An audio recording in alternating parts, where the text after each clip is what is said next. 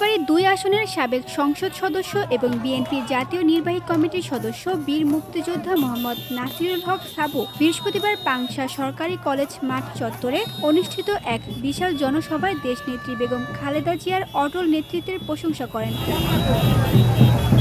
সাবু বলেন, শত নির্যাতন ও নিপীড়ন সত্ত্বেও দেশনেত্রী বেগম খালেদা জিয়া কখনো কারো সঙ্গে আপোষ করেননি।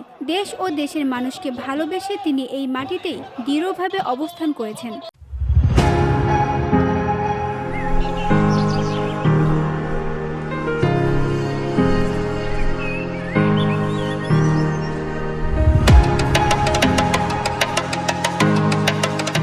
তার সেই অটল নেতৃত্বের ফলেই বিএনপি আজ রাষ্ট্র ক্ষমতার দ্বারপ্রান্তে এসে দাঁড়িয়েছে। তিনি আরও বলেন, স্বৈরাচারী শেখ হাসিনার সরকার ক্ষমতায় থাকতে দেশনেত্রী বেগম খালেদা জিয়া ও তার পরিবারকে চরম নির্যাতনের মুখে ফেলে দিয়েছে। তার 2 সন্তান আরাফাত রহমান কোকো ও তারেক রহমানের ওপরও নির্মম নির্যাতন চালানো হয়েছে। তবুও দেশনেত্রীর ন্যায়, গণতন্ত্র ও দেশের মানুষের অধিকারের পক্ষে অটল ছিলেন।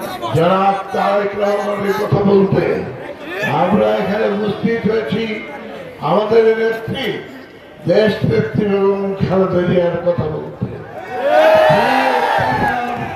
কি অবিচার করছে আমাদের জিয়াউর রহমান, আমাদের নেতা মারা গেলেন, আমাদের নেত্রী বিধবা হলেন, আমাদের নেতার সন্তান কোকো রহমানকে বেড়ে ফেলেন, আমাদের নেতা আরেকজন তারেক রহমানকে পঙ্গু করে দেওয়া হলো, তার অত্যাচার হলো, অনাচার হলো।